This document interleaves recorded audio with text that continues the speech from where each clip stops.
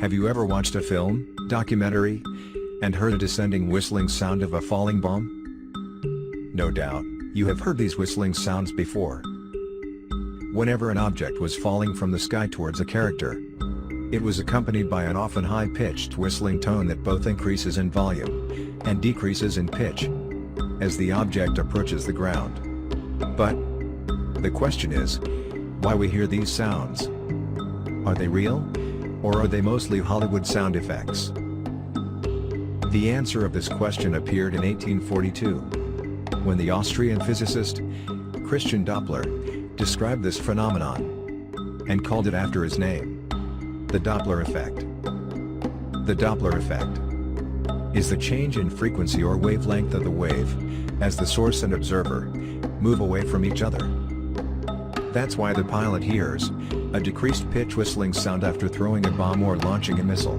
This is because the effect is heard from the pilot's perspective. So, the sound seems like.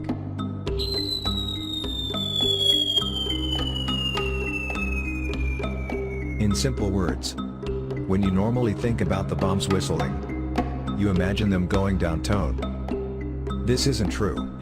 The bombs generated a sound of constant frequency, but the apparent frequency changed due to the Doppler effect. The best example in case of sound waves is a change in pitch of an ambulance or police siren passing by. But why the sound seems so loud? Most of the missiles shown in documentaries and films refer to the Second World War. Is this a coincidence? Of course it isn't. The reason is, some bombs were equipped with whistles. The idea behind attaching whistles on bombs was to weaken the enemy morale and to scare people. It was another way of saying, "We are coming, and you are going to die." The Germans were the first to use this trick, when they discovered that the noise was widely recognizable, and caused panic among enemy ground troops. So they started to install sirens, to increase the volume, especially in Ju-87 Stuka dive bomber planes. When they equipped them with sirens, which were called Jericho trumpets.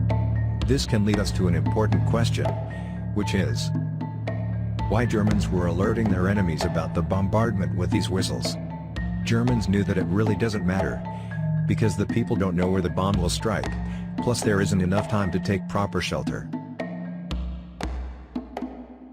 But, can people on the ground hear the same sound the pilot hears when he throws the bomb from his plane?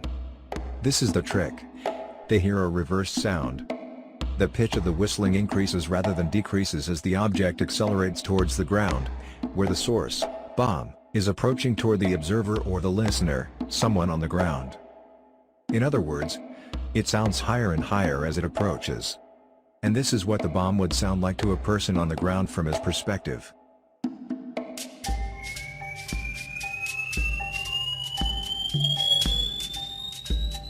So that means, those beloved filmmakers and producers are using the wrong sound when they use the sound effect heard from a pilot's perspective.